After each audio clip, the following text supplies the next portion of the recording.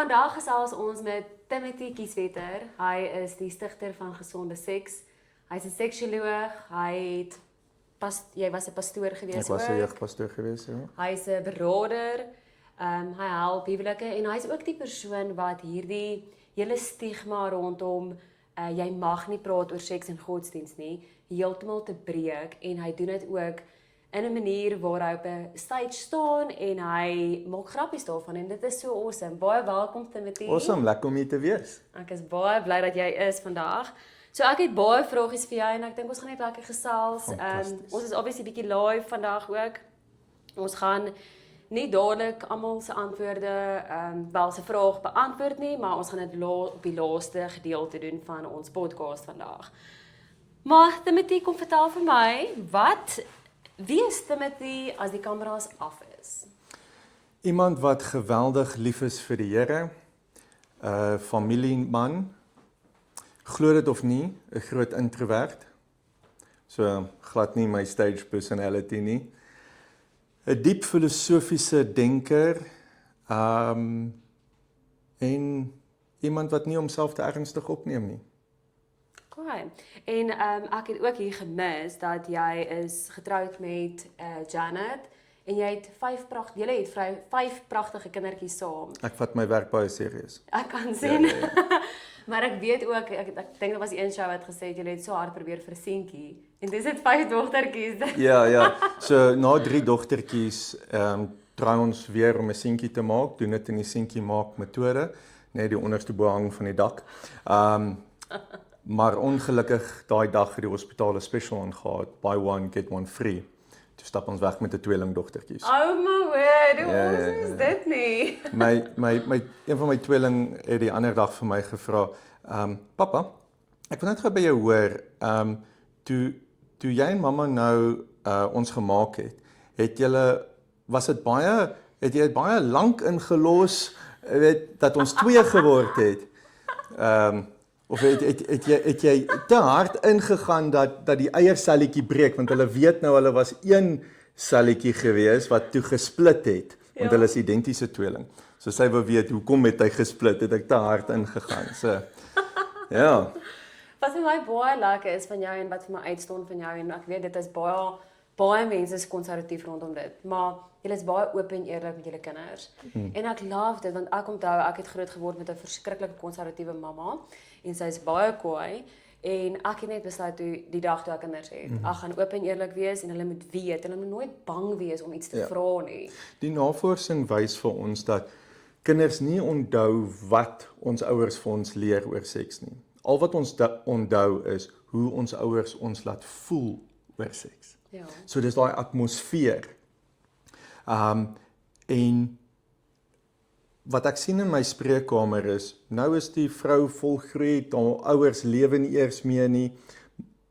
Sy is kognitief bewus dat die kennis wat haar ouers vir haar gegee het, of althans nie gegee het nie, sy het dit nou al in haar eie lewe, haar eie kennis opgebou, maar elke keer wanneer sy haar liggaam in 'n posisie sit van intimiteit, van seks, dan kom daar die atmosfeer waarin sy groot geword het, die ongemaklikheid, die sit die ligte af, o nee, hierdie hoort nie in 'n Christense lewe nie, kom daar die gevoel weer terug. So, as jy nie jou kinders grootmaak in 'n huis waar seks 'n normale topic is nie, moet jy besef jy kry 'n atmosfeer wat hulle gaan negatief ronddra vir hulle hele huwelik. Ja. So hoekom wil ons dit doen? Dit is baie waar. En sê vir my, wat sou jy wou geword het voordat jy nou hierdie amazing journey gestap het en waar jy gesonde seks gestig het? Wat wou jy geword het toe jy klein was, voordat jy nou obviously jou passie gevind het? En Op skool was daar 3 baie duidelike dinge wat ek geweet het, amper geprofeteer het, in my toekoms gaan wees. Een, ek het so rondgehardloop in die huis, en ewe skielik het ek net gaan stil staan en ek het hardop gegil in die huis. Ek gaan eendag 'n dogtertjie pappa wees. En toe hardloop ek weer verder en speel Cowboys en Indians of wat ook al. So, nou sit ek met 5 dogters en ek absoluut love it. Die ander ding, ek kom huis toe van skool af, ek dink ek was so standaard 8, 9 en ek draai om en ek kyk vir my ma en ek sê, ek gaan eendag 'n stand-up comedian wees.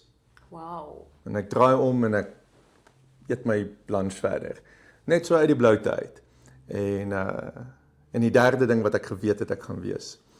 Ek het hierdie begeerte gehad, hierdie visie gehad, waar ek gesê het, ek gaan eendag 'n beradingsentrum stig. 'n Holistiese beradingsentrum waar hulle onder een dak pastorale berading, somatiese terapie, touchterapie, huweliksberading, traumaterapie, alles onder een dak gaan mense genees kan word. Wow. En dit het ek ook gesê toe ek in standaard 8, 9 was. So ek het nog altyd hierdie, en 3 jaar gelede maak ek my gesonde self trauma sentrum oop in Moreletta Park, waar ons holisties couples help, individue herstel. So I'm living my dream. Wow, so jy het eintlik klaar geweet van kleins af, dit is Instinctieflik, Ja. nie hier geweet nie, Yes. maar hier in my hart Ja. geweet. Want daai was net uit die bloute uit. Maar dis God daai. Hierdie is absoluut my bediening.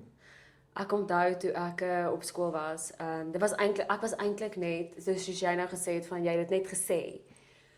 Op skool gaan die juffrou na hulle vra toe vir ons almal, wat wil jy word as jy nou groot is?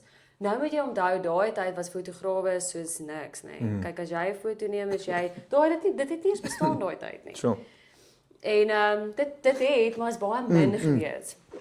En ek onthou die juffrou kom toe na my toe en sy sê, "Wat wil jy word?" Maar ek is eintlik toe net snaaks. Ek wil net eintlik hulle almal wil dokters word en hierdie generiese groot- antwoorde. Ja, en ek sê ek wil 'n fotograaf word. En die hele klas lag vir my. Ek dink was fyn lag vir my. Ek dink nie ek gaan 'n fotograaf word nie, maar is fyn lag, maar ek het dit eintlik gesê as 'n joke, nê. Ja. En dis wat ek doen en ek love dit. Dit is so ongelooflik hoe die Here met ons werk van jy het eintlik So daar's daai een teorie wat sê dat ons word gebore met ons roepinge, ons passies reeds binne in ons. Ja. En sometimes nou gaan ek sommer oor Engels toe, wanneer ons daardie uitlatings kry, daai profetiese woorde, dis amper asof daar 'n deel is van binne jou wat skree om uit te kom. Jy verstaan nog steeds nog nie dit nie en dis nog nie die tyd nie. Maar looking back on your life, dan sit van dit maak nie sin dat ek enigiets anders sou gedoen het met my lewe nie. Ja, en jy het passie daarvoor en dit is amazing. En dan obviously okay, jou roeping. Wanneer jy het obviously dit is maar selfde gewees. So ek was eers 'n pastoor gewees en groot geword in die kerkwêreld, my pa is 'n baie bekende predikant. En getravel oor die hele land elke naweek by ander kerke gepreek. So dit was totaal en al my hele wêreld gewees. En ek het die voorreg gehad om ek dink die eerste 5 jaar na skool ook dit te kan doen. En maar toe kom ek agter dat die huwelike sukkel en die hoofrede hoekom 'n huwelik sukkel is seks. Die nommer 2 rede hoekom huwelike sukkel en skei is geld. Veral as jy geld betaal vir seks, dan sien jy moenie dit doen nie. Maar as 'n pastoor was ons nie opgelei om mense te help met hulle sekslewe nie. Ek bedoel seks is nou nie 'n vak op kweekskool nie. En toe dog ek okay, ek gaan dit was actually Janet se idee, my vrou wat vir my gesê het, maar hoekom gaan swat jy nie jou passie nie? Ek sê wat is dit? Sy sê seks. Ek dink aan haar kop as ek myself gaan besig hou met seksuele studies, gaan ek haar meer uitlos. En dit het toe nou nie so uitgewerk nie, maar so nou het ek in my kop, ek's opgewonde, okay, ek wil seksiologie gaan studeer. Maar my pastoor brein, my Christelike denke op daai stadium het nie plek gemaak vir seks nie. Hierdie is 'n Satan onderwerp. Hierdie is vuil. En ek sal nooit hierdie dag vergeet nie. Ek gaan in my studeerkamer in. Ek sê vir die Here, hy gaan vir my permissie moet gee om hierdie goddelose vak van seks te gaan studeer. En as dit sy wil is, dat ek dit doen, moet hy nou met my praat. En ek vat die Bybel, maak my oë toe, en ek laat die Bybel oopval. En die eerste plek waar my vinger druk, skryf Paulus, ons almal is die liggaam van Christus. Sommige is die hande, sommige is die voete, ander is die oë. Ek maak die Bybel toe, ek sê halleluja, ek sal die balls wees. En ja, van daai dag, dit is waar ek my roeping gekry het, my permissie gekry het om my passie uit te leef. En dis 14 jaar later. Dis amazing. Ek sien ook met my wat werk met vrouens in my bedoor studio waar ek bedoor fotografie doen, dat mense so bang om te praat oor God en wat nou obviously hier in my studio gebeur en dit is mooi, dit is stunning, dis women empowerment, dit is vir huwelike, maar hulle is so bang om daai twee By mekaar te sit, soos Ja. hulle is te bang om enigstens iets te noem van Christendom of God, want hulle voel dit is soos 'n dis taboe. Yes. My volgende vraag aan jou is, wat was die reaksie gewees van mense toe jy begin het om oor seks te praat? Wel, presies dit, moenie God en seks meng nie. Het jy baie backlash gehad? Die meeste wat jy aan kan dink. Jy weet, ek lag altyd nou vir hierdie mense wat deur cancel culture gaan. My hele roeping het in cancelness begin. Van die begin af, tot net laasweek hoor ek weer iemand sê vir my, of sê van my, ja, Timothy hy's baie goed in wat hy doen, hy moet net asseblief ophou om homself 'n Christen noem. So, die grootste concern wat mense nog altyd van my gehad het is, jy kan nie God en seks saamsit nie. En ek het, dan obviously as iemand vir my sê wat ek nie moet doen nie, dan hou ek aan om dit te doen. So ek figure, solank soos wat kerke bang is om oor seks te praat en nie seks in hulle preke wil sit nie, gaan ek preke in my seksshow sit. Ja, Want ek is vas oortuig die twee hoort saam. ja. En as ons actually die Bybel lees, nie deur konservatiewe lense nie, dan kom ons agter, maar God is nie so konservatief soos wat ons is nie. Ons is die konservatiewe mense, wat sekere verse dan uit konteks uithaal om ons konservativiteit te bevorder. Maar as ons lees, dan kom ons agter, maar God en die Bybel is actually so liberaal oor seks, oor naaktheid. Hy het ons dan kaal gemaak. Weet, ek kan nie wag om eendag hemel toe te gaan, sodat ons almal weer kan kaal rondloop hier. My vrou sê dit klink meer soos die hel vir haar, maar Is jou vrou baie konservatief? sy was op skool voted most likely to become a nun. Okay. Okay. En so 'n interessante storie, weet, as tienerseun kom daar weer die een aand so 'n geweldige shame en guilt oor my, seker omdat ek weer 'n ETV movie gekyk het op daai stadium en weer gemasturbeer het. En weet, die grootste sonde wat 'n tiener kan doen is om seksuele plesier vir hulle self te gee, wat absolute bog is. Maar anyway, dis is die wêreld waar ek in groot geword het. So verskriklik shame gevoel. En ek kan onthou ek huil en ek bid en ek smeek Here. Ek sê vir hom asseblief, vat hierdie begeerte van vrouens weg van my. Ek wil jou behaag. Ek sal eendag 'n non trou. Ek wil jou net happy hou. En ek het so duidelik 'n antwoord terug in my kop gehoor wat sê, nee, ek gaan dit eendag gebruik vir my koninkryk. Wow. Ek dog dis die Satan wat met my praat.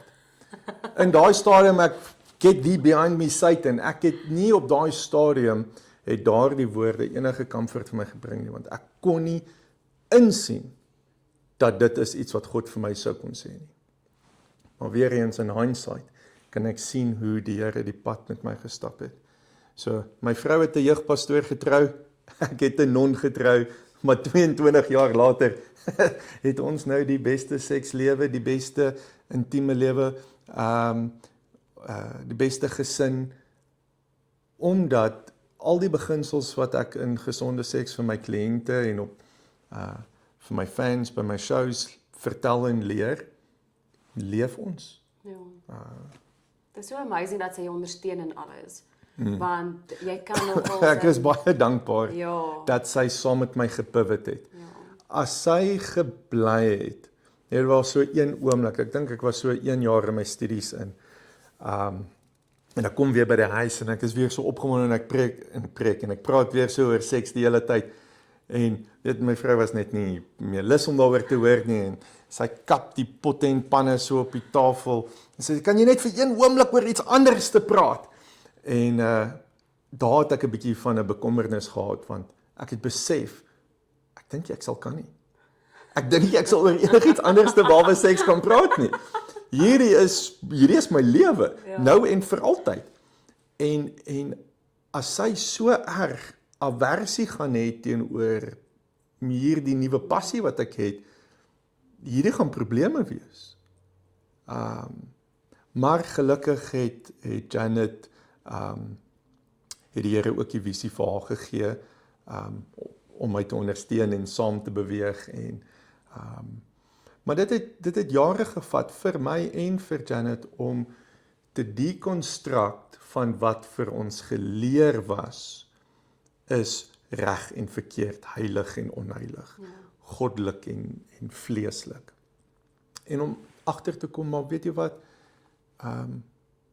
ons kan, hier is wat ek altyd vir mense sê, die reëls wat die ouer generasie vir ons gegee het, of dit nou oor seks of oor geloof, dis nie daar om evil te wees nie. Die advies wat hulle oorgedra het is nie om ons weg te hou van the secret happy life nie. Dit is hulle beste weergawe om hulle insig met ons te deel oor hulle wysheid. Maar dis die 21ste eeu.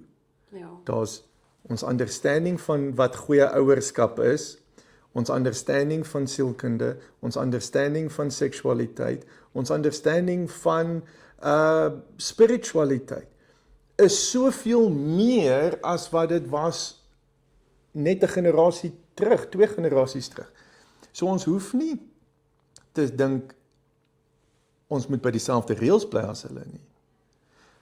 Ons kan nog steeds na dieselfde eind-destination, wat die koninkryk van die Here is. In ander woorde, 'n lewe vol vreugde, wat alle verstand te bowe gaan.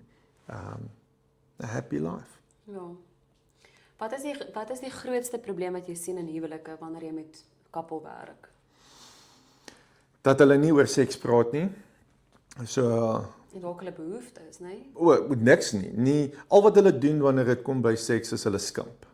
Hulle skimp oor seks en dan wanneer dit lank unsatisfied gaan, dan fight hulle oor seks. Maar daar's nie oomblikke waar hulle naak staan teenoor mekaar nie.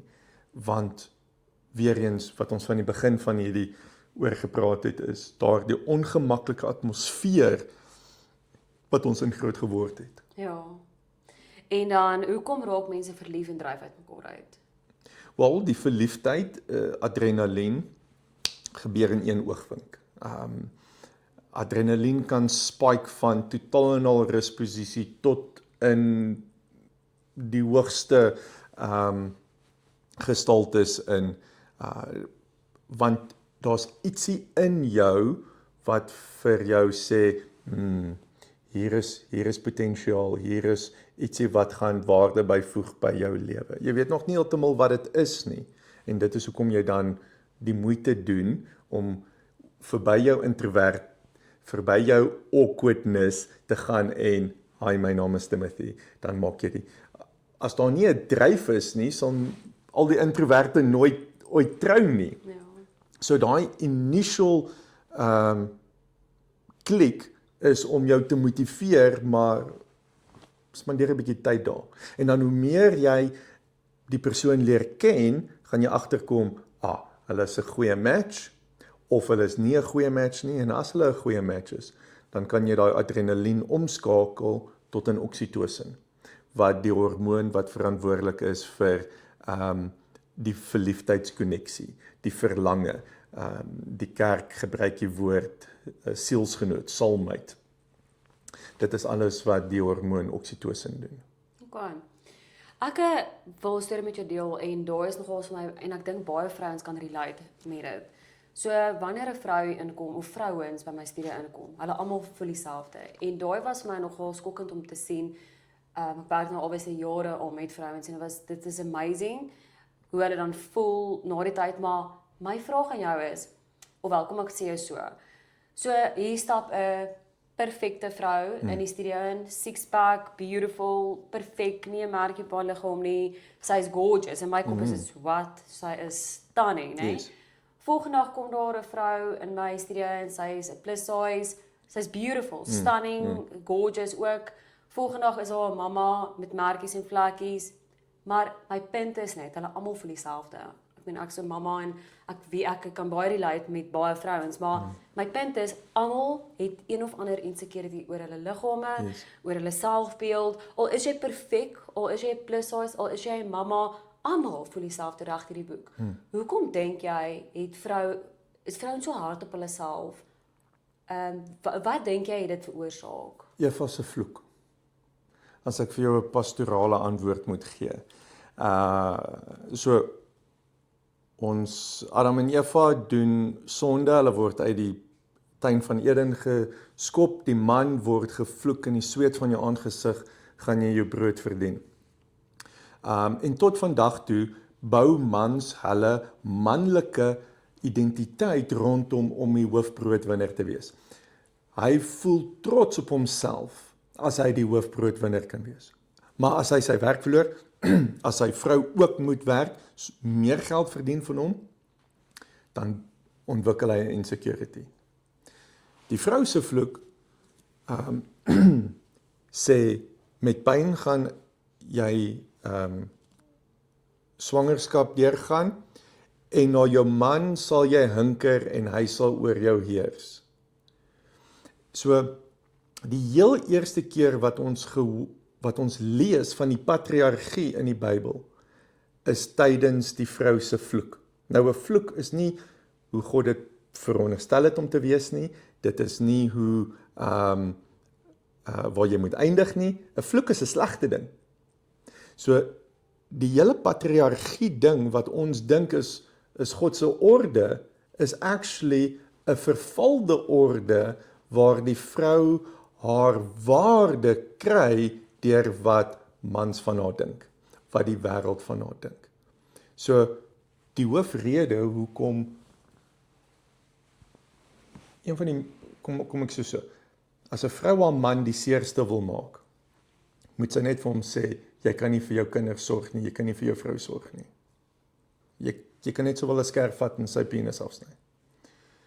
Die eerste ding wat 'n man vir 'n vrou kan sê is jy is nie mooi genoeg nie. So want daardie twee insecurities is direk gekoppel aan ons geslagsidentiteit vloeke. En dan wat ek altyd vir my kliënte leer in my berading en in my shows is die oomblik wat jy besef dis net 'n vloek. Dat jy as man is meer as die geld wat jy huis toe bring. Ja. As jy as vrou is meer as die perfekte lyfie.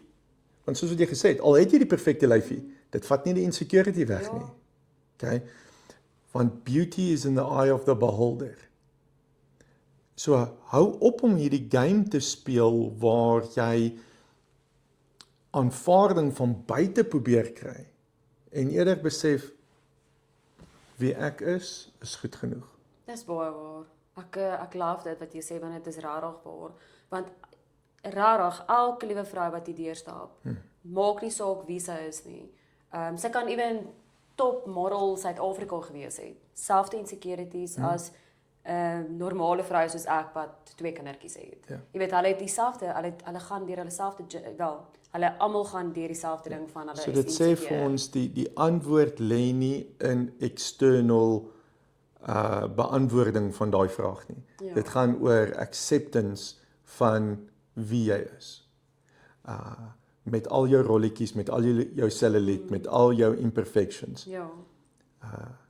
Love what you've got because it's all that you've got. En dan wil ek jou ook vra, hoe beïnvloed 'n vrou se selfbeeld hulle sekslewe? 100%. Jy het dalk saam met jou man seks, maar jy het met jou liggaam seks. En as jy nie van jou liggaam hou nie, gaan die vrou ongelukkig distansieer wanneer sy seks het. So dis krities belangrik dat die vrou 'n goeie verhouding met haar liggaam na die slaapkamer toe te neem. Want al is jou man 100% verlief op jou liggaam, jy hoor hy sê dit, maar jy kan dit nie glo nie, want hy sê dit net om nice te wees, hy sê dit net om my nie seer te maak nie, hy sê dit net omdat hy nou wil seks hê, hy sê dit net omdat hy, totdat jy nie self in die spieël, die beautiful godin sien wie God gemaak het nie, gaan jy nooit jou man se woorde kan glo nie.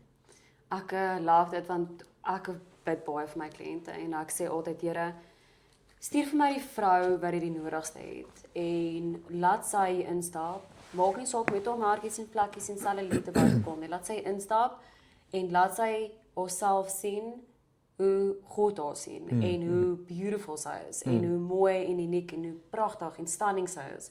En dit is my so amazing om te sien van, hulle stap hier in baie en seker, en hulle stap uit letterlik met, Gloeiend. wow, dit is amazing.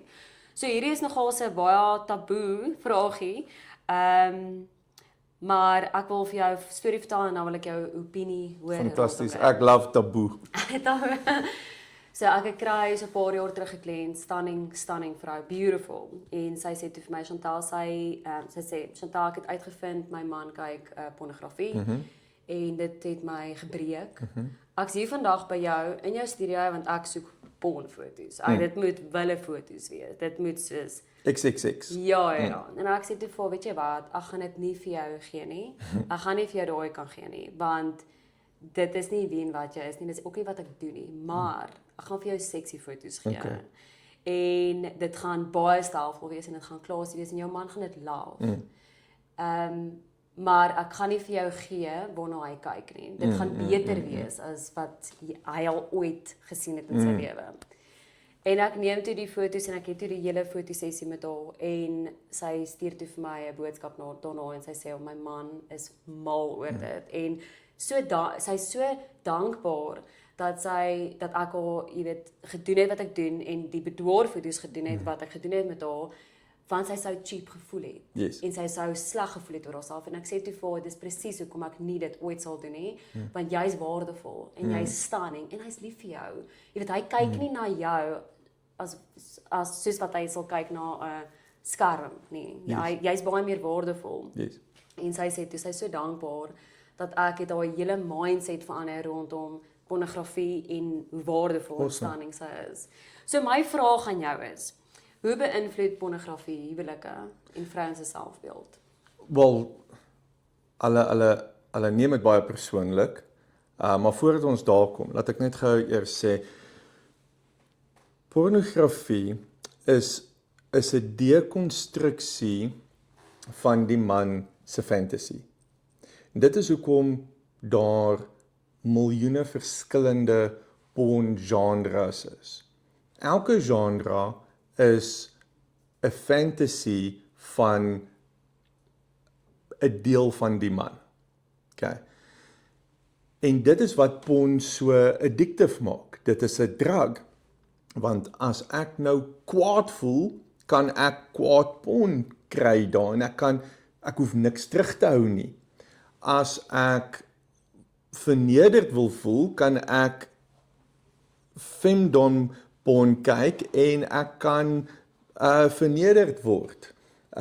So, ons moet besef dat porn is 'n visuele escape vir man se fantasies.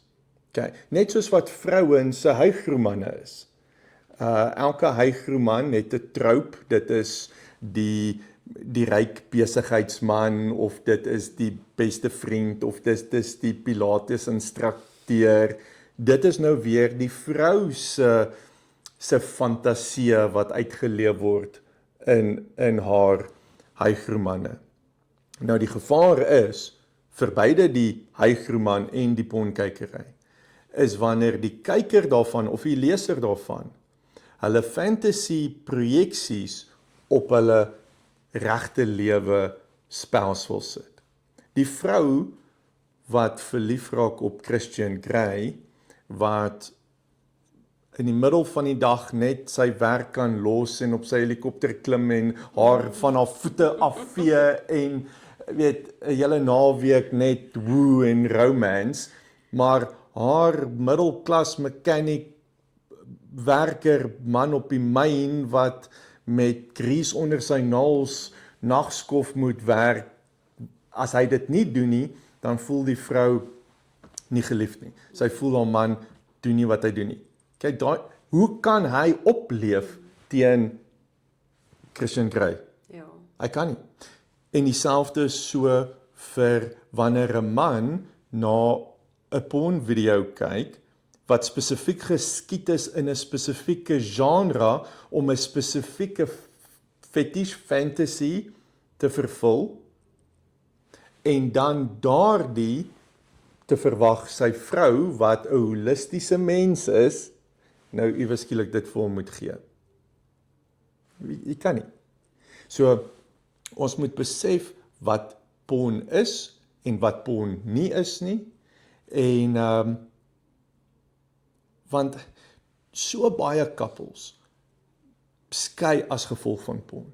So baie couples se sekslewens kom tot niet as gevolg van porn. So baie mans raak verslaaf aan porn, en dit is net omdat ons nie genoeg oor porn praat nie. Ja. Porn is 'n groot ewel.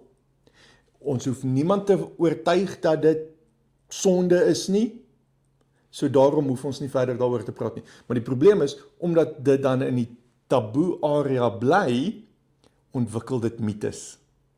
En ons almal verwys na porn, maar ons niemand verstaan dit nie. En as ons dit nie kan verstaan nie, kan ons dit nie reverse engineer om daarvan te genees nie. Want om te sê, hou net op porn kyk, dit gaan nie werk nie. Ja. Hulle het navorsing gedoen, 'n groot studie onder Christene in Amerika, en hulle het uitgevind dat 87% van Christenmans, kerkgaande Christenmans, het gesê hulle het porn gekyk in die laaste jaar. So, hierdie is 'n groot probleem. So in plaas van net om verdere shame en condemnation daarop te sit en sê, stop het, moet ons besef, daar's 'n sielkundige rede hoekom ons nie net dit kan stop nie. Soms is ons verslaaf daaraan, soms is ons nuuskierig, soms wil ons 'n nuwe posisie kry wat ons by die huis wil kry, soms kort ons 'n bietjie erotika, want ek kry nie nou 'n vol ereksie nie. Wat ook al in die man se kop aangaan, of in die vrou se kop aangaan, moet ons begin verstaan. En as ons die sielkunde agter porn kan verstaan, as die vrou kan verstaan wat haar man se redes vir die porn is, dan hoef sy dit nie persoonlik te neem nie. Dan hoef sy dit nie haar issue te maak nie.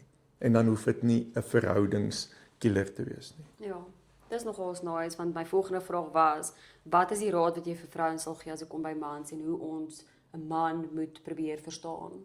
Net soos wat 'n man 'n vrou moet probeer verstaan, met baie geduld en empatie. Ja, en ons kom van twee verskillende planete af. Maar die sielkunde is dieselfde. Ons almal, of jy nou 'n man of 'n vrou is, ons wil gehoor voel, ons wil veilig voel, en ons wil gewaardeer voel. Ja. So, ek vertel jou 'n goue storie. Weet, in een van my shows, Klits jou man se eiers, vertel ek hierdie storie waar ek vertel, ek was verslaaf aan porn, my hele young adult life, en ek het elke liewe geestelike ding getraai om ontslae te raak van porn. Ek het Bybel gelees, ek het gebid, ek het handoplegging gedoen, nogal baie daarvan. En niks, en geen geestelike tegniek kon my vrymaak van porn nie. En obviously die eerste keer toe my vrou uitgevind het, nou mense sal dink dat, okay, as jy trou en jy het 'n mooi vrou en sy sê nooit nee vir seks nie, dan het jy nie meer 'n rede vir porn nie, want baie vrouens dink, maar hoekom sal my man porn kyk as hy genoeg seks by my kan kry? Sien jy moet verstaan dat wanneer dit kom by pornverslawing, het die man nie beheer daaroor nie. Ek weet ek sou seks gehad het met my vrou en dan direk daarna, wanneer sy aan die slaap geraak het, sou ek gaan porn kyk het. Ek het nie beheer daaroor gehad nie. En in hindsight kan ek nou sien dat my porn addiction het perfek geoverlap met my diep depressie jare. En wat jy moet verstaan van 'n depressed brein is, hy word so overwhelmed, hy is so besig om te verdrink, dat hy so desperaat is om te gryp na die naaste lifeline, die naaste bietjie dopamien, bietjie serotonien, gee my net 'n bietjie hoop, en wat ook al die naaste vir hom daardie gaan gee, of dit nou drank is, of dit nou dobbel is, of dit nou, in my geval, porn was, en in daai oomblik, kry jy 'n dopamine high, en jy kan jou kop net bo die depressiewater uitdruk, en ek kan weer bietjie asemhaal. Na die tyd voel jy weer verskriklik skuldig. Wat gebeur het met die depressie? Die shame en die guilt lê weer verder, die selfwaarde gaan al hoe swakker, nou verdrink ek vinniger, so dit maak my coping mechanism gryp tot die porn al hoe sterker, en so ontwikkel 'n shame addiction loop. Jy kan nie uit addiction kom deur om shame daarop te sit nie. Okay. En my vrou het hierdie geweet, en ek vertel hierdie storie, wat baie mense ook baie ongemaklik maak. Waar my vrou my eerste Playboy tydskrif vir my gekoop het. En sy moes dit nog invoer van Amerika, dit was voordat dit in Suid-Afrika beskikbaar was. En spesifiek met hierdie vrou op die cover, want blykbaar was dit my smaak. Weet, dis hoeveel gedagte my vrou in hierdie ingesit het. En op my verjaarsdag gee sy vir my die Playboy tydskrif, en sy sê net happy birthday, maar sy verduidelik niks verder nie, en ek sê, in daai oomblik besef ek, my vrou het my onvoorwaardelik lief, al maak ek haar nog seer. En dit was die begin, die draaipunt wat ek nodig gehad het, om my depressie te oorwin. En die oomblik toe ek my depressie kon oorwin, was die coping mechanism verslawing nie meer nodig nie. Wow.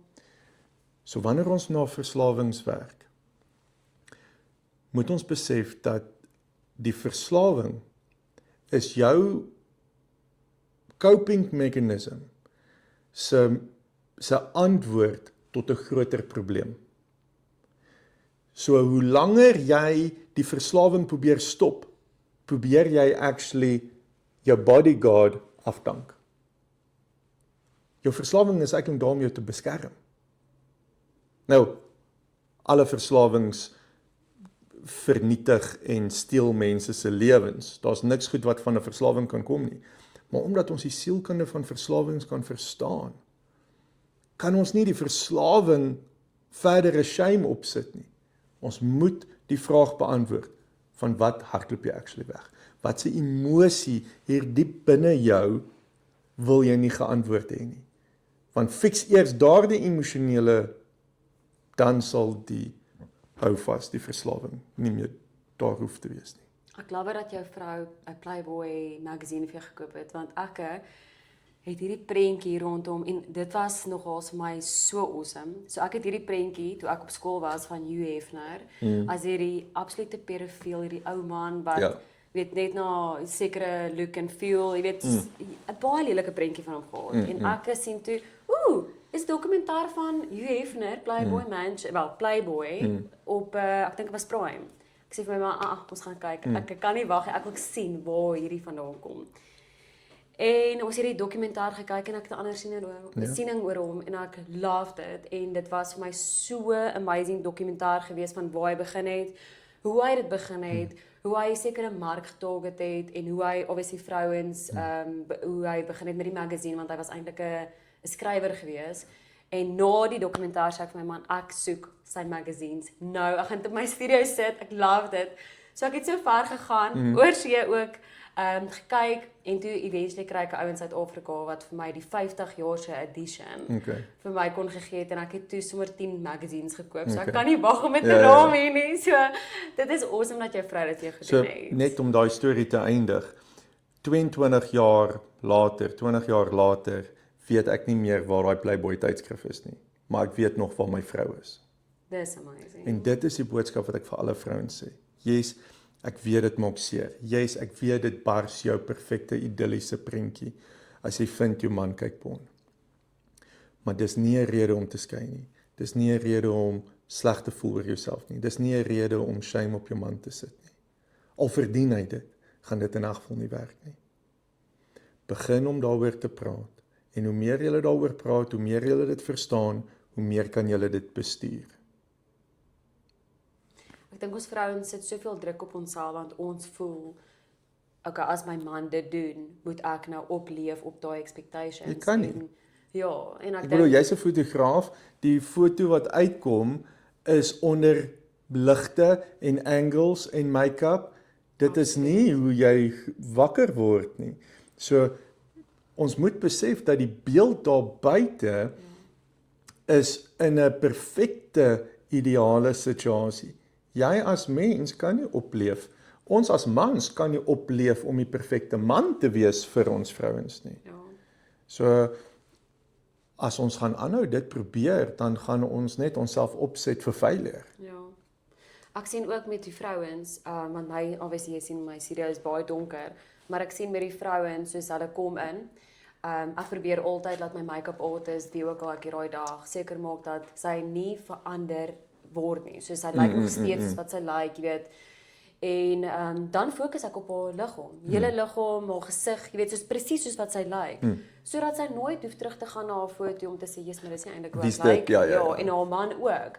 En daai is so ongelooflik powerful, want sy sien, "O, maar dit is presies hoe ek lyk. Ek lyk nie so bad, ek lyk sexy. Ek love dit." Nice. En daai is my lekker van dit. Okay, dankie dat jy daai hele pornografie vir ons uitgelê het, want dit is nogal so 'n groot ding met baie Dit was nog mense. altyd my en Janet se uitgang. Ons in-house woord vir dit is die glashuis. Ons het groot geword in 'n kultuur waar jy nie uit die slaapkamer mag praat nie.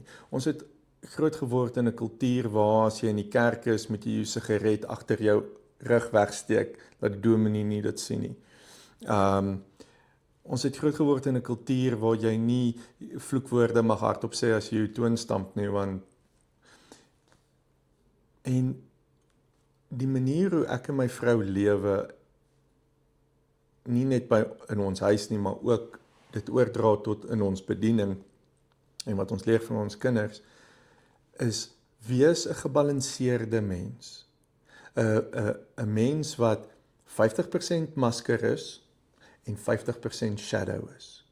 50% streef om die beste weergawe vir my te wees, die beste voetjie voor, en 50% van daardie fok wat uitglip.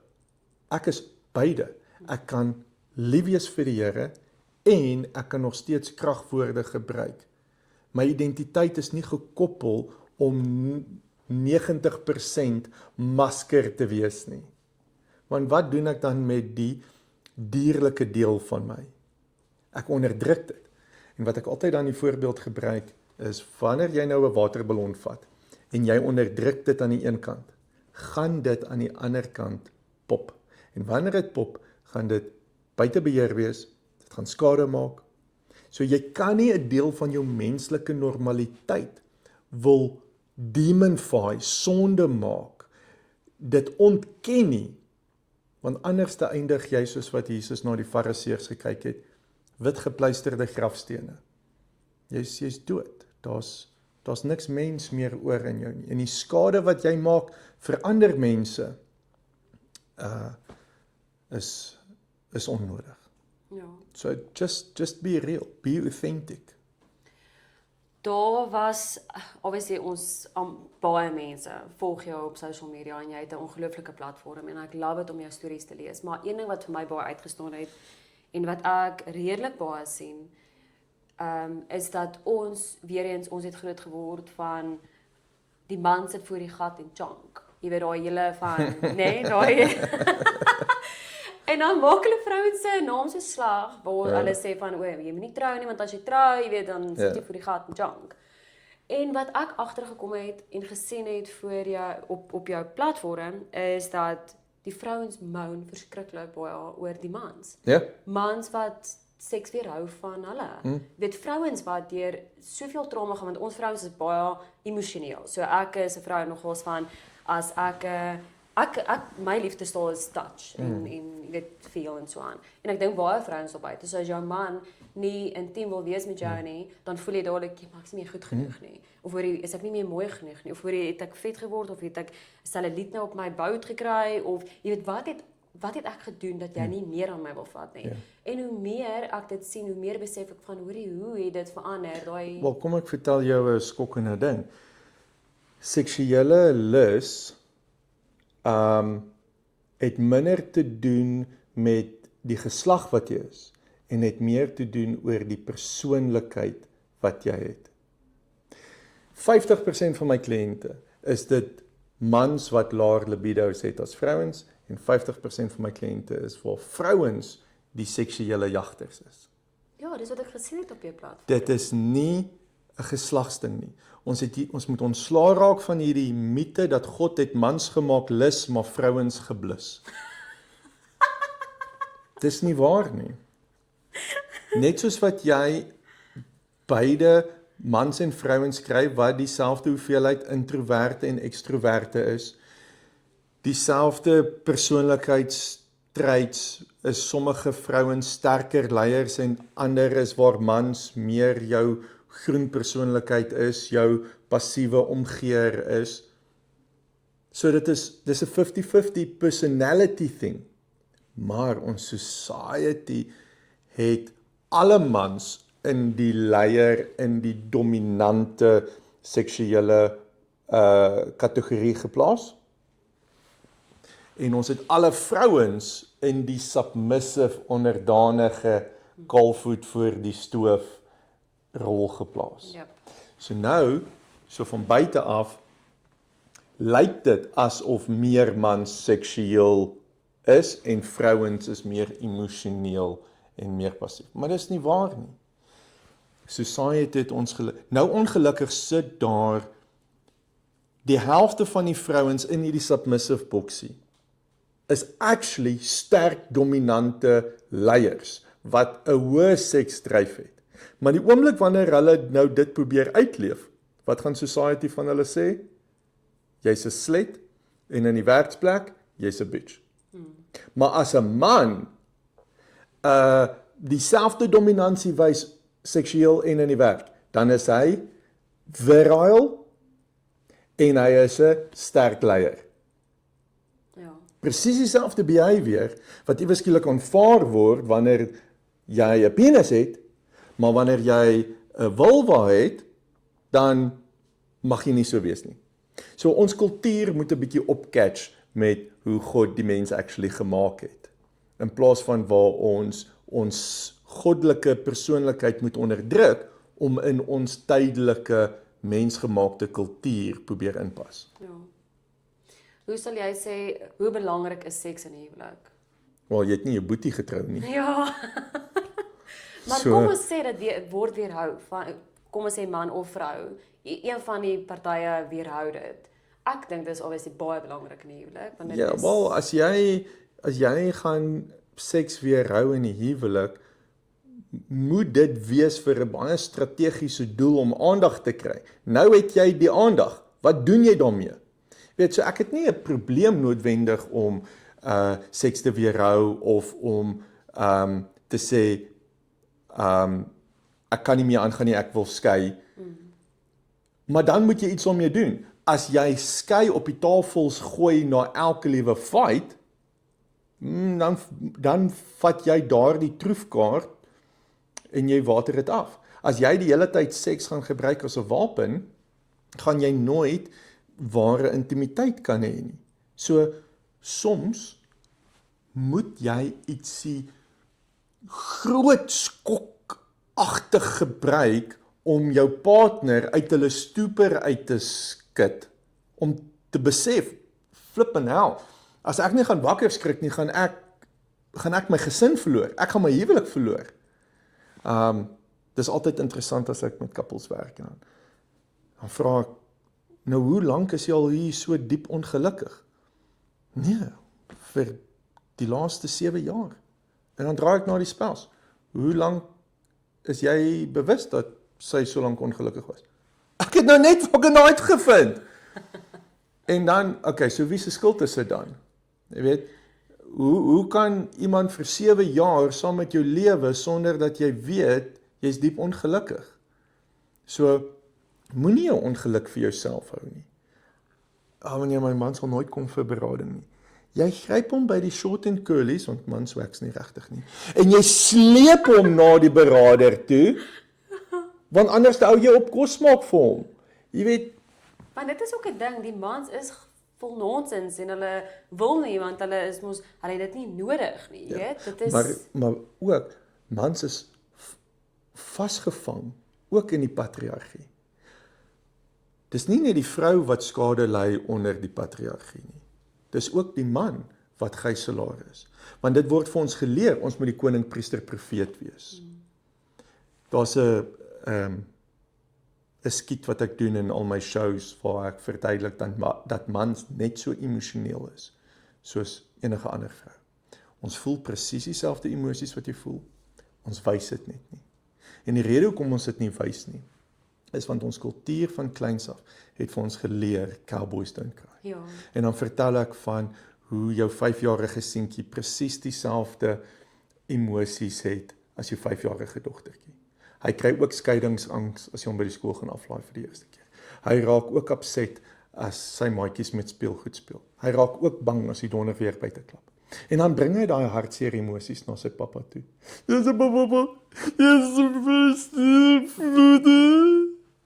En dan hoe reageer die pa dan gewoonlik? Hou op huil. Moenie 'n sussie wees nie. Moenie 'n lafaard wees nie. Moet ek vir jou 'n rede gee om te huil? En net daarna kom die 5-jarige dogtertjie met dieselfde emosies. Maar pappa, wat is fout my prinses? Kom sit op pappa se skoot, vertel my alles. En in daai oomblik validate jy jou dogtertjie se emosies en jy gee haar permissie om verder te ontwikkel as 'n emosionele vrou, as 'n emosionele mens. Maar vir jou laaitie kommunikeer jy dat om emosies te voel en om emosies te wys is 'n teken van sy weakness. Van sy swakheid. Ja. So, hoekom op aarde gaan die vrou verwag dat haar man sy emosies moet haar wys as kultuur vir hom sê hy moet die sterk een wees. Hy moet die prins op die perd wees. Die probleem met die prins op die perd prentjie is niemand waarsku die vrou oor die doos op die donkies nie. So, ons moet vir mans leer dat om emosioneel te wees is nie 'n teken van sy swakheid nie. Want solank soos wat hy het koppel aan sy swakheid, gaan hy dit altyd van sy huwelik weghou. Ja. Daai was eintlik my volgende vraag geweest, maar jy het dit nou so mooi beantwoord, want dit is soos mans is so toe met hulle emosies en hulle wil nie praat nie, hulle wil nie wys en hulle wil nie oopmaak nie want hulle voel weak. So in society en vrouens sal mans is net 'n buffel en mans is net ego's en nee, mans is trapped 5-jarige seentjies wat nie permissie het om te huil nie. En die oomblik wanneer jy jou man in daai lig begin sien, het jy instinktieflik meer empatie vir hom. En as jy meer empatie het, kan jy nie bitter wees nie. Kan jy nie kwaad wees nie. Jy kan nie jammer voel vir iemand en die persoon met 'n pan deur die gesig wil klap nie. Ja. Wat sal jy sê is wat sal jy sê as ek kom by bedoorfotografie wat vrouens doen? Want baie vrouens dink, oeg nee, is taboe en is verskriklik, oeg nee, ek wil nie. Maar dan is daar baie vrouens wat sê hoor ek wil dit doen vir my man. Wat is jou opinie rondom bedoorfotografie? As jy dit wil doen, doen dit. As jy dit nie wil doen nie, moet dit nie doen nie. En as jy dit wel wil doen, moenie skuldig voel omdat jy dit doen nie. Ja. Daar is my antwoord vir enigiets. Weet, ek verkoop baie sex toys by my shows en op my website en dieselfde vraag. Ek voel ongemaklik met die sekstooi. Okay, wel dan het jy dit dalk te diep afgedruk. Weet, Ek forceer nie jou om 'n sekstooi te koop nie. Ek forceer nie jou om een te gebruik nie. Ek sê nie eers vir jou dat jy 'n sekstooi nodig het om 'n vervulde sekslewe te hê nie. As jy happy is met jou sekslewe, moenie invest dan in 'n toy nie. Ja. Maar 70% van vrouens kan nie orgasme bereik met penetrasie seks alleen nie. Hulle het klitorale stimulasie nodig. Net 30% kan orgasme bereik met penetrasie. 70% het klitorale stimulasie nodig. En 'n man se hand kan hom maar net so lank vou voordat hy 'n kramp kry. Maar daai battery kan vir baie lank hou. En soms weet dit ook nie om dit reg te kry nie. So, weet jy wat, gebruik dit as 'n tool, want hoe meer jou liggaam getrein word om orgasmies te wees, hoe makliker raak dit volgende keer. Die rede hoekom mans soveel vinniger kan klimaks bereik as wat vrouens kan doen, is want ons trekkeldraad vanaf ons kan loop. Die average vrou is duisende ure van masturbasie way agter haar man. Sy het inhaalwerk om te doen. So as jy wil boudoir foto's neem, doen dit. Moenie skuldig daaroor voel nie. Maar moet nou nie jou skoonma forceer om haar titties uit te haal vir 'n foto as sy nie wil nie, weet.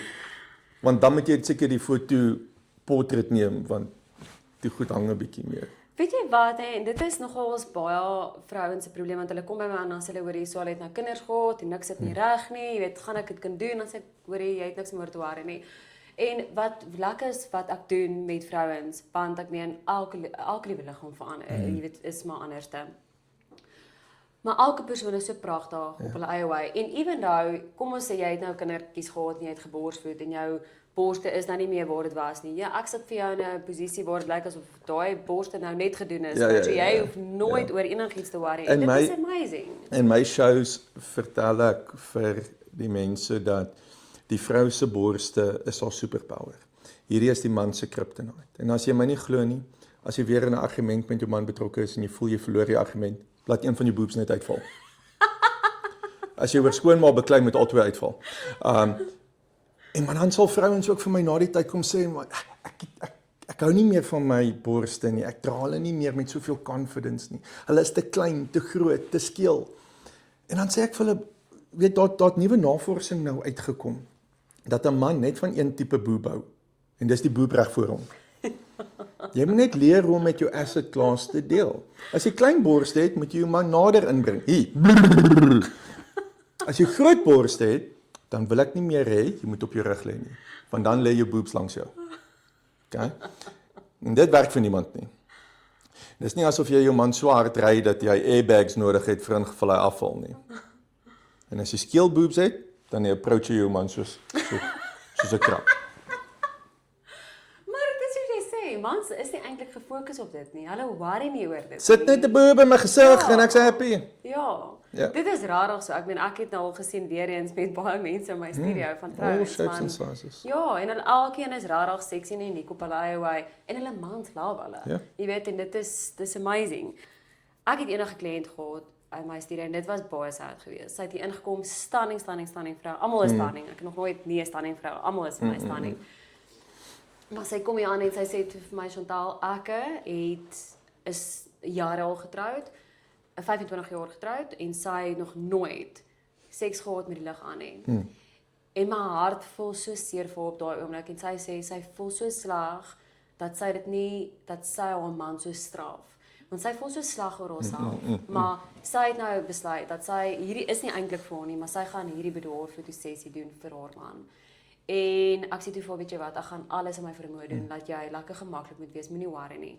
En ek werk toe met haar, ek neem vir haar af, jy weet, doen my hele ding in die studio, en sy stap uit, trane van hoe trots sy is op haarself, want ek meen, sy het nou vir my, al my ligte, alles is hier op haar, en sy kan dit nie eens vir haar man doen, nie.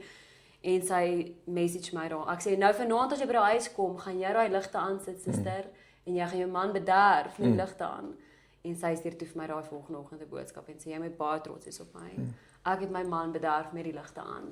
En ek sê toe wel dan, ek is baie trots op jou. Amazing. En dit is vir my baie sad met vrouens, weer eens, omdat, jy weet, ons vrouens so selfbewus is, en as, byvoorbeeld as jy nou gesê het, as ons borste dalk nie reg is nie, of ons het rakmark, want ons het kinders gehad, of cellulite, ons is super hard op onsself, en ons voel nie meer goed genoeg nie, jy weet.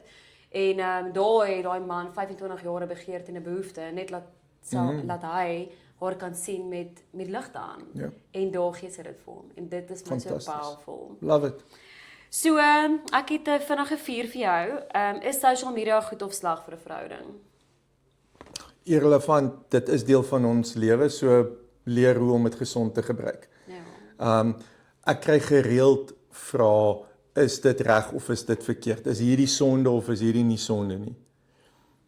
Ek dink dit is nie die mees effektiefste vraag nie. Ek dink ons moet eerder deur die lewe gaan om te vra, is dit gesond of is dit ongesond vir my? En dan kan ons begin om dit te verstaan, aanvaar en te bestuur. Sosiale media kan 'n killer wees. As jy in die bed scroll totdat jy in die slaap raak, steel jy die mees valuableste goue lokkies tyd, intimiteit, wat jy met jou spouse kan hê, voordat jy in die slaap raak. Dis waar jy die brief van die dag, dit is waar die meeste seks kan initieer, maar dis ook waar die diepste gesprekke kan gebeur. Maar, as ons nou probeer ons lewens buite social media sit, of ons forceer dat die koppel moet 'n gesamentlike account hê, en ons kan niks op ons eie doen nie, jy weet, dis ook nie die antwoord nie. So, dit is deel van ons moderne lewe. Verstaan waar dit by jou steel, verstaan wanneer gebruik jy dit wanneer jy net die dopamien hit soek, verstaan en aanvaar dis deel van jou lewe, want dan gaan jy dit kan bestuur tot in 'n gesonde toekoms. En ek dink jy moet ook besef wat reg en verkeerd is, soos van hoorie, as jy nou, kom ons sê, deur vrouens se goed scroll en hulle, jy weet, soos... Ek gaan jou weer daarop challenge, gesond of ongesond. Is dit gesond, want die oomblik wanneer jy vir 'n man sê, dis verkeerd om deur ander vrouens te Instagram profiles te scroll. Wat aktiveer ons dadelik sielkundig in die ou se subconscious? Sy rebellie. Sê vir enige kind, mamma en pappa gaan gou winkels toe gaan, en ons wil, terwyl ons weg is, wil ons nie hê, jy moet op hierdie bank spring wat ons nou net gekoop het nie. Ons spring. So, om te sê wat reg is en verkeerd is, wat ons moet en nie moet doen nie, al is dit reg, is dit sielkundig die stupidste ding om te doen. Hy moet weet, nee, en sy moet weet dat wat reg en verkeerd is. Of wat gesond en ongesond is. Ja. So, dan vra ek vir die mans, want dan sit ek hierdie man in my spreekkamer wat nou klomp verslawings het en klomp affairs het, en dan sal ek hom vra, werk hierdie vir jou? Is hierdie gesond vir jou? Kry jy voordeel hieruit? Want aan die einde van die dag gaan ons almal doen dit wat ons voel ons kan mee wegkom en mee saamlewe. Of dit nou reg of verkeerd is. So ons probeer in berading, probeer ons net koppels kry of individue kry om te besef, weet ek, hierdie is nie nou gesond vir my nie, want dit bring my nie tot my einddoel nie. Maar ek help hulle om tot by daai conclusion uit te kom, sonder om shame op hulle te sit. Gooi die bal terug en laat hulle die morele besluit maak. Nie ek wat die morele besluit vir hulle maak en dit op hulle shan nie. Dink jy 'n huwelik kan werk na cheating? Absoluut. 'n Groot deel van my berading is gefokus op 'n fair herstel. Jy gaan nooit jou ou huwelik terugkry nie. Daai huwelik is dood. Die huwelik waar, dit sal nooit met my gebeur nie. My man sal nooit cheat nie.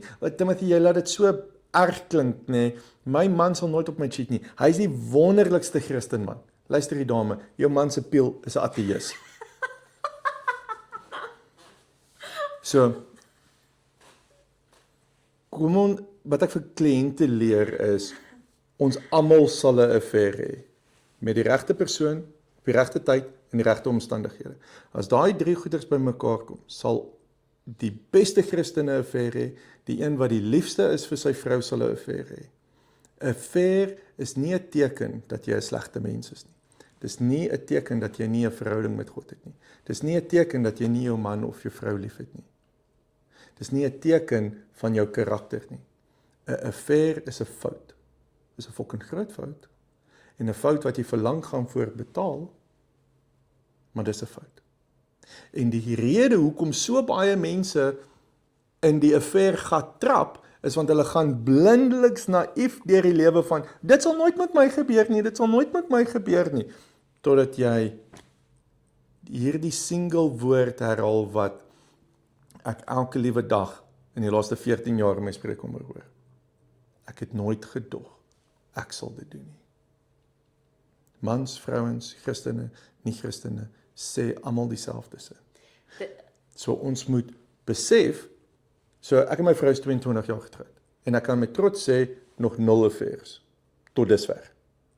Want ek weet, dat in die toekoms is daar 'n moontlikheid, met die regte persoon, regte omstandighede, regte tyd, dat ek wel 'n affair sal kan hê. En omdat ek bewus is dat ek 'n affair sal kan hê, is ek meer alert en bewus van wanneer daar regte tyd, regte persoon, regte omstandighede. Dan laat ek nie toe dat hierdie 3 align in dieselfde oomblik nie. Dan doen ek soos wat Josef doen met Potifar se vrou. Nie fucking hard weg. Dink jy, want die vrou vat gewoonlik, kom ons sê dis nie nou nie man, hè, maar ek meen mans en vrouens 50-50. Beide kante, ja. Maar kom ons sê 'n man cheat nou op sy vrou en andersom ook. Dit is mense is so geneig om dit op jou te vat, om te sê wat het ek verkeerd, ja, wat het ek verkeerd gedoen? Wat kon ek anders te gedoen het? Maar soos jy nou sê, jy kan dit niks sou dit voorkom het nie. Nee. Ja. Wat maak 'n vrou meer seksie, selfvertroue of voorkoms? Selfvertroue, verseker. Ek sien altyd hierdie patroon in my spreekkamer. Dan sal daar 'n vrou na my toe kom vir haar eerste sessie. Make-up is in sulke laag gebou. Okay. Sy sommer 2 centimeter groter mens met al die laag van make-up. Jy kan haar deur 'n ring trek. Maar daai vrou is jou mees insecure, mees stikkende, deur jare van abuse gegaan. En dan soos wat ek met terapie die vrou weer opbou, haar help om te genees van trauma, haar eie authentic self weer vind, haar self weer lief hê en kan vergewe. Met elke sessie raak daai laagies van make-up minder en minder. Tot die laaste sessie, waar ons 'n celebration sessie doen. En dis nie eers ek vir hulle sê nie, hulle doen dit outomaties. Wow. Het hulle almal dan minder of geen make-up op nie. That's amazing. Want hulle hoef nie meer weg te kruip nie. Hulle hoef nie meer iemand te wees wie hulle nie is nie. Nou, ek sê nie make-up is sleg nie, make-up is beautiful, en dit enhance your features, maar dit het ook 'n sielkundige aspek. So om daai vraag te beantwoord, it's all about inside, not what you put on top. Ek het al vrouens ook gekry in my studio. Ek meen elke vrou is obviously spesiaal, maar waar ek dadelik, want ek sien dadelik 'n vrou se hart raak en daai is my baie mooier as haar voorkoms. Jy weet, en ek kyk nou obviously na haar fotografie se oog, nie net vrou na vrou nie. Maar dit staan vir my meer uit oor verseker. haar hart en haar persoonlikheid en hoe nice sy is, jy weet. En ek kan 'n stunning vrou even uit my studio uit ontmoet, maar beautiful, stunning, perfek.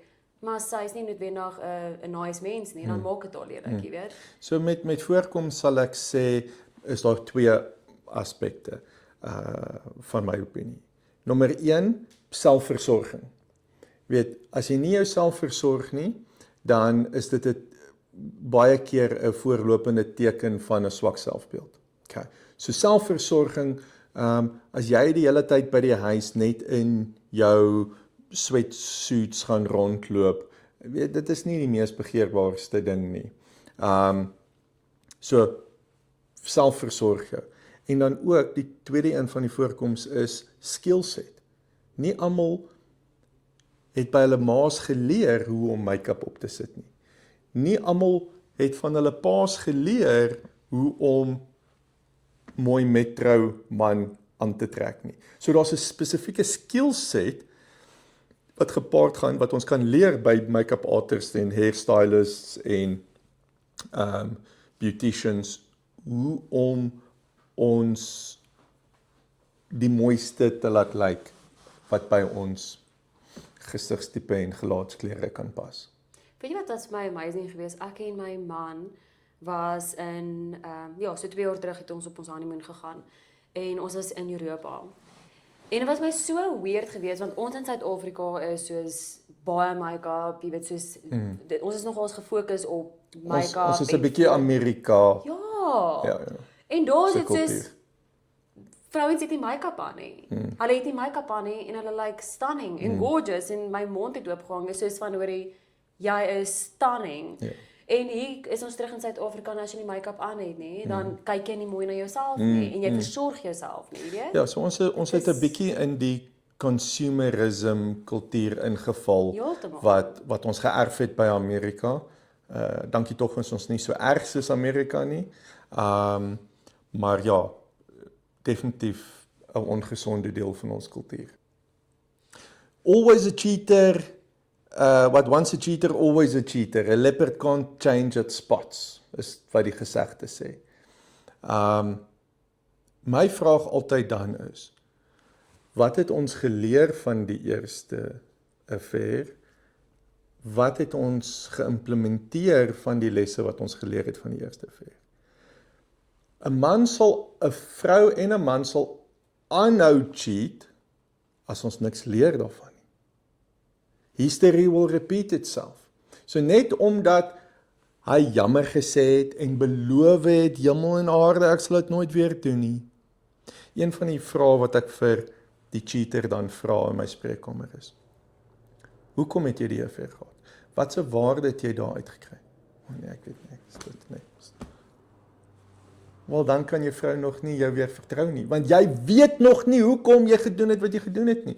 Daar is 'n rede, en totdat jy nie deur die ongemaklikheid van hierdie shamevolle aksie wat jy gedoen het, verstaan hoekom nie, kan jy nie werklik genees daarvan nie. So, ek sal daai once a cheater, always a cheater 'n bietjie aanpas. As long as I don't know and understand why I cheated, I will make the same cheating mistake again. Maar as ons daarvan leer, en as ons lewenstyl verander om daardie kennis wat ons opgebou het te implementeer, is daar geen rede hoekom die persoon weer dieselfde fout hoef te maak nie. So, is daar 'n rede daarvoor? Altyd. Ja, maar jy werk alle affairs begin onskuldig. Geen affair begin as pers nie. Geen man word wakker die oggend en gaan, "Jesus, ek is lus vir 'n nuwe doos." Dit begin altyd onskuldig, flirt, chat, praat oor werk, en omdat ons die onderliggende beliefsystem het dat ek nooit sal cheat nie, die oomblik wanneer ek weer myself daar vind, dan is die verhouding, die onskuldige verhouding, so ver geontwikkel, dat ek nie meer net moet wegstap van 'n sonde besluit of 'n verkeerde besluit nie. Ek moet nou wegstap van ware gevoelens. Want gevoelens is nie monogamous nie. Ons leefstyl is monogamous. Ons keuses vir ons huwelik is monogamous. Maar ons gevoelens is polygamous. Jy kan gevoelens, jy kan verlief raak, diep liefde voel vir meer as een persoon. Wow. Kwaai. En as daar raad is wat jy vir die mans en vrouens en huwelike kan gee daar buite, wat sal dit wees? Moenie wag totdat die popo die fan tref nie. Jy weet, dit is daai klassieke maintenance storie. As jy nie jou kar gereeld gaan vat vir 'n diens voordat dit probleme maak nie, gaan jy langs die pad staan. in ons verhoudings, in huwelike, vind ons 2 fases. Ons het huwelike wat in die honeymoon fase is, en ons het huwelike wat jy die atmosfeer met 'n mes kan sny. En ons pivot tussen hierdie 2 extreme die hele tyd. Dan is ons moer gelukkig met mekaar, dan wil ons mekaar doodmaak. Maar dit is ongesond. Ons moet 'n middel maintenance groei balans waar ons kan lewe. En dit is wat my job is. Om 'n gesonde seks leefstyl te ontwikkel. En ons launch nou in hierdie maand ons nuutste tool om dit te doen, wat ons noem gesonde seks coach, waar ons AI gebruik, ons het hom getrein om soos ek te dink, en ons het dit in die agtergrond gesit, maar dan coach ons die huwelike gebaseer op hulle eie unieke behoeftes. Waar is hulle swakpunte, waar is hulle sterkpunte? So, imagine nou 'n fitness coach, wat eers jou BMI en jou body fat en al die assesserings in die begin doen, en dan ontwikkel hy 'n plan uit vir jou. En dis presies wat hierdie gesonde seks coach gaan doen. Wow. Ons gaan met gereelde assesserings gaan ons die huwelik gesond hou. Met maandelikse challenges, sommiges gaan dieper kommunikasie tegnieke leer, ander maandse challenge, afhangend van waar die persoon se behoefte is. Okay, wag, hulle sekslewe is te boring, ons moet dit bietjie opspice, so ons doen nou hierdie challenge. So, ek moes net basies wag vir die tegnologie om op te catch met wat ek actually wou doen. En nou is dit uiteindelik hier, so ons is super opgewonde om dit in hierdie maand te launch. Ek dink die vrouens gaan baie gebruik maak daarvan. Okay, Denise vra maak gewig 'n vrou onaangenaam om na te kyk. In my persoonlike opinie, nee. Definitief ook nie, as jy gaan kyk in die geskiedenis van daai tyd se porn, van daai tyd se nude sculptures, was dit alles voluptuous vrouens gewees. So, weet, die enigste ding wat ek sal altyd byvoeg, is weer gesond wees. Weet, wanneer 'n persoon obese is, en ek bedoel nou nie obese in die kliniese terme, dat jy oor jou BMI is nie, want BMI is in elk geval net geontwerp op die man se standaard, nie op die vrou se liggaam nie. Maar wanneer jy 'n ongesonde leefstyl het, waar dit net fast food is, waar dit geen oefeninge is nie, kom dit weer terug tot daai selfversorging. Ja. Okay, so iemand wat nie hulle self versorg nie, is een wat dan dit op hulle lyf gaan dra. En dieselfde soos wat jy vroeër gesê het, as jy 'n lelike hart het, maak nie saak hoe mooi is nie, jy gaan dit dra in jou aura.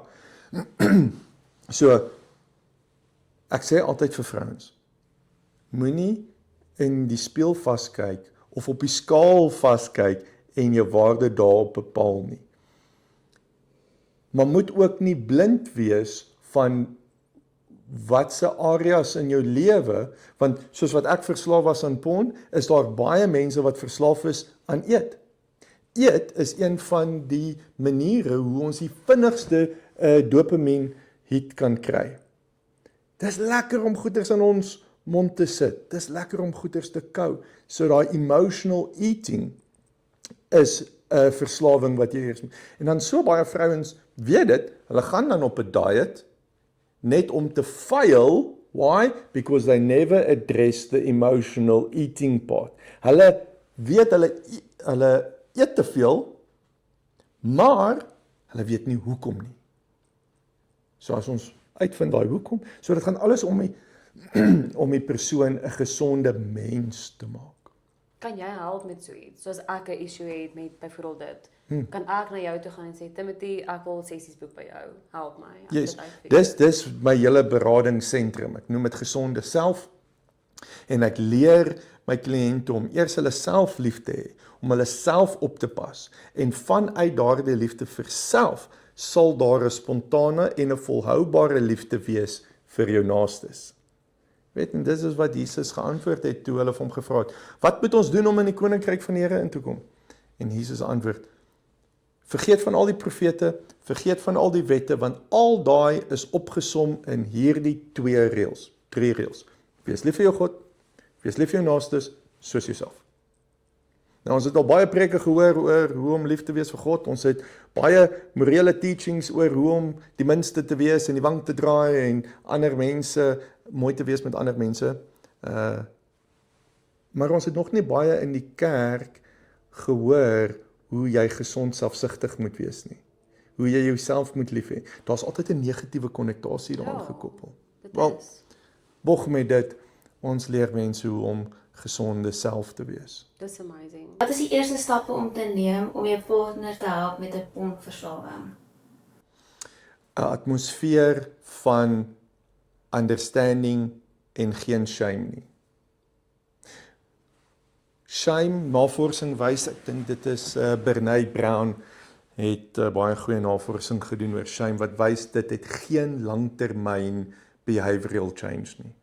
Al wat shame doen is korttermyn wegsteek behavior. So jy maak die verslawing net dieper en dieper en dieper. Okay. Dit beteken nie jy moet jou man se verslawing aanvaar nie. Dit mag nog steeds jou seermaak, jy mag nog steeds upset wees, jy moet nog steeds dit na die tafel toe bring, want anders gaan hy dit nooit self kan verander nie.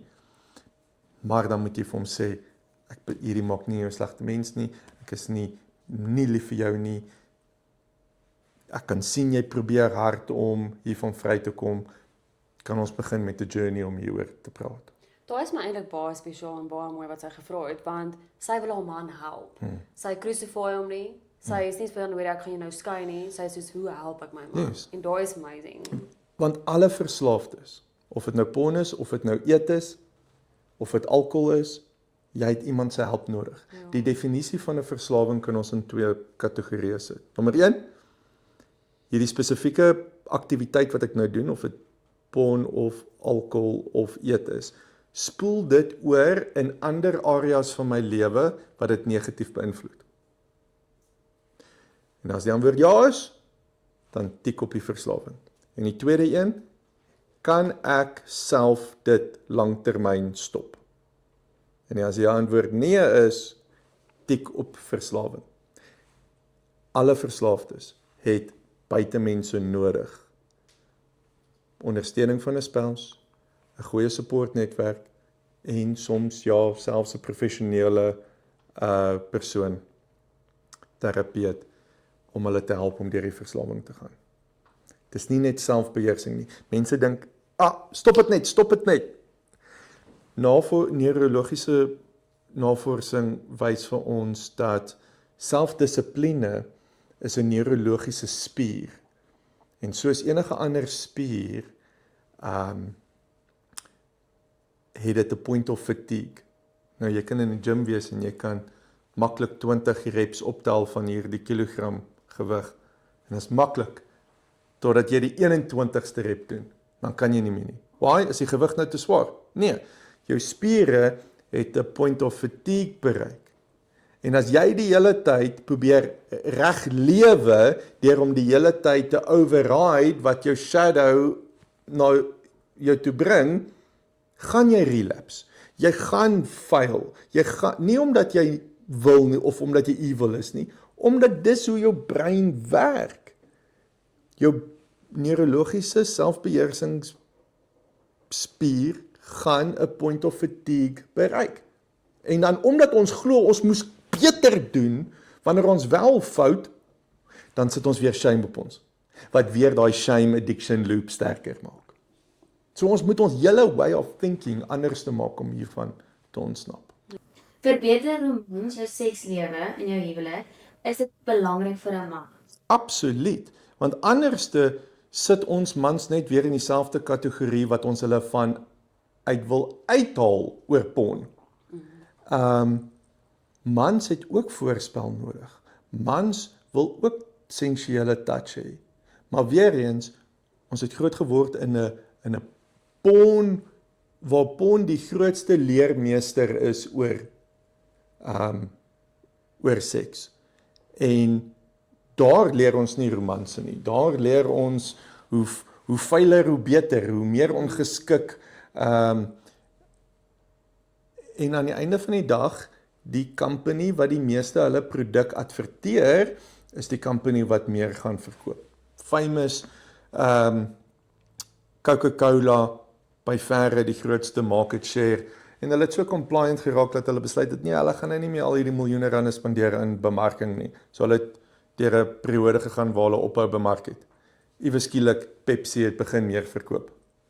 Die company wat meer adverteer, nou vra ek vir jou, wie adverteer meer seks? Die pornwêreld of die kerk?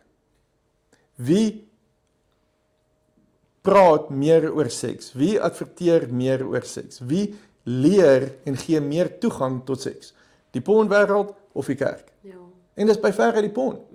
So nou kan die kerk nie kwaad wees as die Christenmans ook daar buite rondloop met porn se idee van seks nie. Ons kan nie net die hele tyd sê, dis verkeerd nie. We have to give an alternative.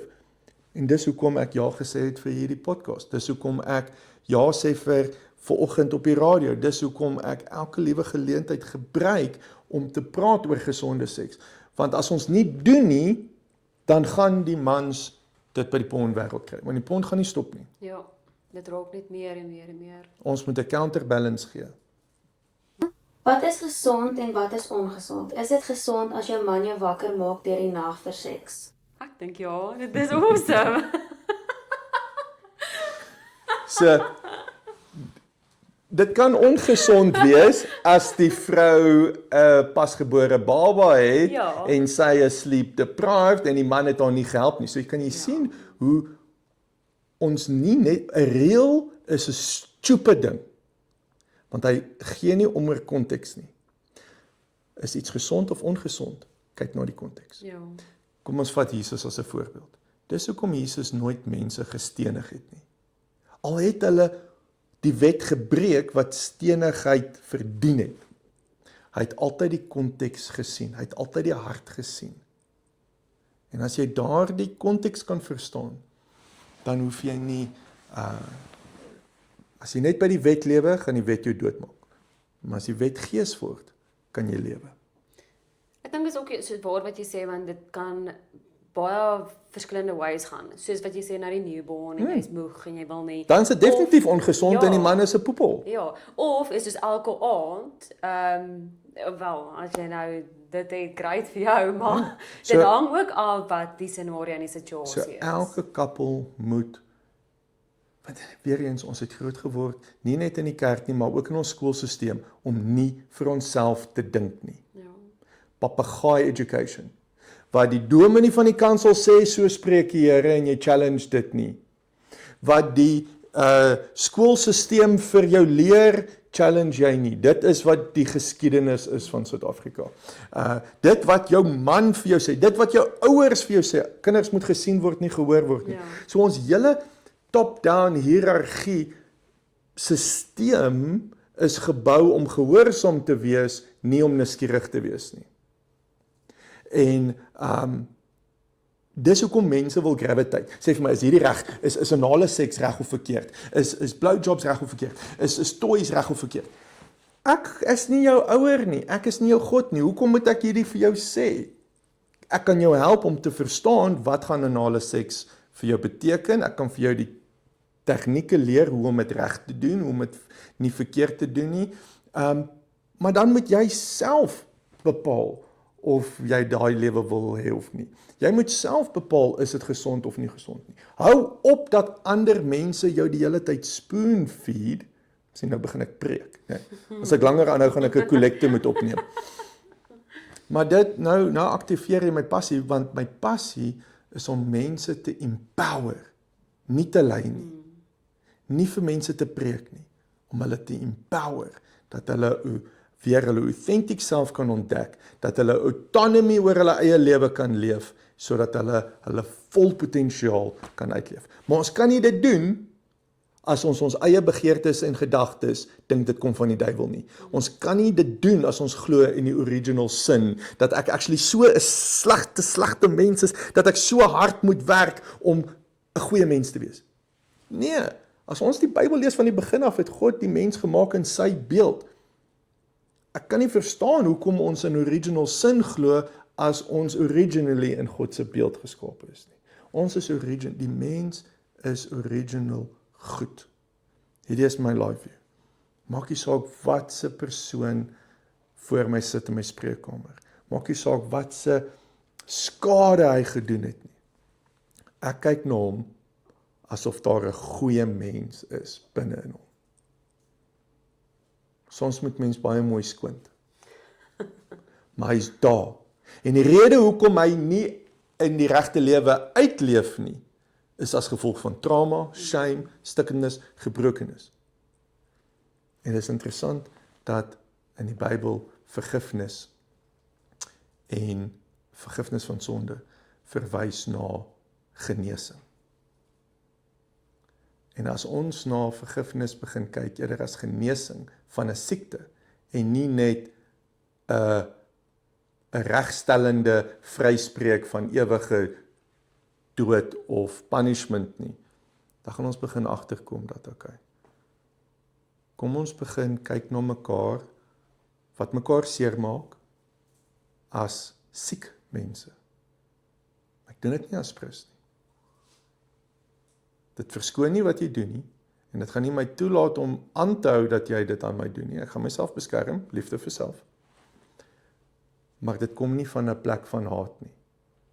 En ek kan saam met jou werk en ek kan saam met jou help om weer die mooi in jou te ontdek. Jou terug te keer, metanoia, terug te keer tot die authentic jy.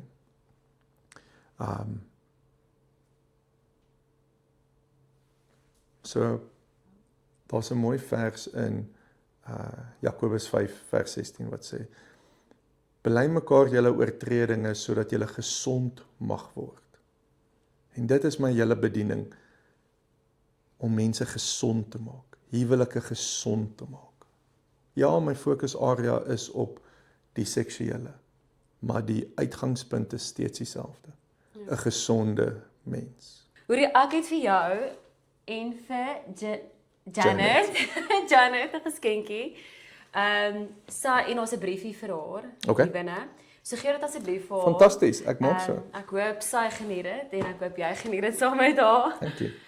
Hoorie Timothy, dit was regtig 'n groot voorreg om jou hier te hê vandag en ek het dit baie geniet en dit was regtig, ek was bietjie nervous geweest want ek het nie geweet soos hoe ek dit gaan doen nie. Want ek kyk so op na jou en ek volg jou nou al so lank op Gesonde Seksblad en dis regtig 'n groot inspirasie en moet nooit ophou wat jy doen nie. En ek dink ons is nogals in dieselfde beroep soos ek met die boudoir fotografie en jy wat baie 'n seksioloog is en jy staan op vir wat jy in glo en mense moet dit sien as dis nie meer taboe nie. Hulle moet ophou om dit te doen. Ek het ook geboek vir jou Skindersaam. Yes. Ek kan nie wag om dit is awesome. Ons moet het laasweek ons eerste Skindersaam gehad by die Centurion Theater en dit is 'n hele nuwe retake op my shows. So as jy al by my shows was, dan weet jy gaan lekker lag, jy stap huis toe met 'n bietjie kopkennis om jou huwelik beter te maak. Maar Skindersaam, soos wat jy instap, scan jy 'n QR-code en op 'n app op jou foon neem die gehoor deel en die gehoor bepaal die rigting waarin die show gaan. Wow.